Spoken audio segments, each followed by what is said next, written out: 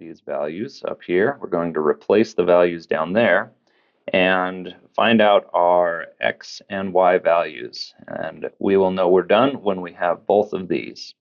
All right, so our first substitution, this y value right here, can be replaced by a 6. We know that our y value is equal to 6. And so that gives us 6 equals 2x plus 2. And from here, we just have to solve our equation. We'll subtract 2 from both sides. That gives us 4 over here on the left-hand side. 2x is left on the right-hand side. Finish this out by dividing by 2. Dividing by 2. We end up with x by itself over here on the right-hand side. And 4 divided by 2 on the left-hand side is 2. So there's our x value. We knew our y value to begin with. It was 6. And so at this point, we have our solution. X value is 2. Y value is 6. And that finishes up our first question. For the second one, we start off a little differently. We know that our y value is equal to negative 4x down here on the bottom. And so we are going to make a substitution, but we don't know what our x or y value are to start with. That substitution still can be done right here because y can be replaced with 4x. And so if I do that substitution up here on the left, we get negative 4x equals x minus 15.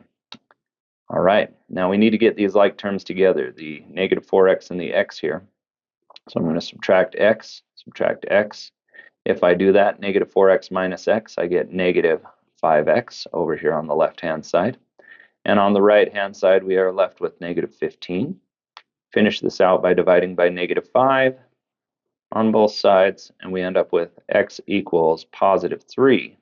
So up here we have our x value, but I still do not know what my y value is. I need to take this value, 3, and I need to plug it back in for x. Now we could do it here, or we could do it right there.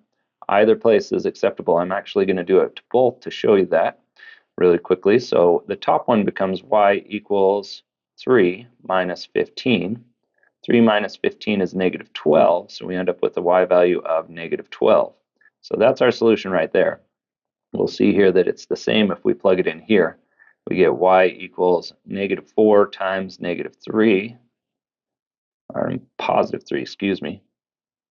And that will give us y equals negative 12 again. And so either of these equations gives us a value, a y value of negative 12, and that finishes up our question. So we do not have to do both of these. If we do it right, one should be sufficient. All right, let's go down to this next equation here. The challenge on this one is that I do not have y equals like I did before, nor do I have x equals, so I cannot do a substitution just yet. So we need to get one of those by itself. Now, I am going to solve for this x because it is the easiest, but we could choose to solve for any one of these 4 variables right here, and it would get what we need to for the substitution. So any one will work, but I'm going to choose this one because it will get me the easiest and nicest numbers. So to get rid of this term, the negative 4y, I'm going to add 4y to both sides, add 4y over here to this side. I end up with x equals, I'm going to put the 4y first, it is positive, and I'm going to put the 16 second, it's negative, so it's got to be minus 16 right there. All right, this now gives us a substitution. We have x equals 4y minus 16, so we are going to put it back into the equation. I have to be very careful. I am not going to put it into this equation because that's where we originally got this right here. They're the same equation. I've got to put it right here for the x value. So this is going to be substituted in that spot. So we end up with 3, and the x value is 4y minus 16. The next thing we have to be very careful of is that that has to be in parentheses. So make sure you put that there. We end up with plus 2y and negative 6 on the other side. So from here, we're going to distribute to solve for our y value. We end up with 12y. 3 times negative 16 is negative 48. We have plus 2y, and that equals negative 6. All right, we've got some like terms here, so let's put those together. 12y and 2y make 14y minus 48. Over here we still have negative 6. Let's get rid of the 48 by adding. So plus 48 plus 48 to this side. We end up with 14y equals 42. Finish this out by dividing by 14. We end up with y equals 3. All right, now we've got 3 different choices on this one. We're going to plug our y value back in like we did last time. It could go here, and it could go here, and it could go here as well, because this is just a rearrangement of this equation. Now, I am going to plug it into this one because I'm trying to find my x value, and the x right here is by itself. And so if I plug it in there, we get x equals 4, and my y value is 3, minus 16. I can do this calculation now. 4 times 3 is 12. So we have 12 minus 16. And that gives us now x equals negative 4. All right, our goal was to get an x and a y value. We have our x value, negative 4. It's right there. We have our y value of 3. It's right there. And we are finished with this question. Now we have one question left on this. For this particular question, we're going to have to write our equations. It says, let's see, how many acres of corn and wheat are planted given the following information. So I'm going to call x acres of corn, and I'm going to call y acres of wheat. Since we have 2 variables, we're going to need 2 equations to be able to solve this one for a specific number. So our first information says that the farmer is planting corn and wheat on a 180-acre farm. So these 2 together are going to fill up a 180-acre farm.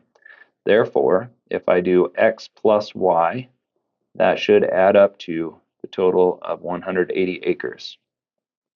The second one, the farmer plants 3 times as many acres of corn as wheat. Well, that tells me if I knew the amount of wheat, then I would multiply that by 3 to get the acres of corn. All right, so the acres of wheat is y. If I know that, I can multiply that by 3, so 3y, and that gives me, or equals, the number of acres of wheat. All right. Now, I wrote it this way so that we can see that we are ready for substitution. So we have x equals 3y.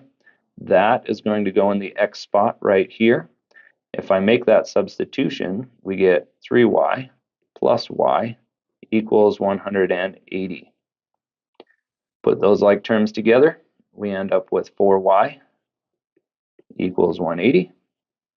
Divide by 4, we end up with y equals 45. All right, so we know the number of acres of wheat. Now we said earlier that if I knew the number of acres of wheat right here, I could multiply that by 45 to get the number of acres of corn. So I get x equals, and this is our substitution, 3 times 45. That gives me x equals 135. Just double check, they should add up to 180. And 135 plus the 45 end up adding to 180. So we have the amounts that we need. So our x value is 135. Our y value is 45. Or you could write down 135 acres of corn and 45 acres of wheat. And that finishes up our question. Thank you for watching, and good luck.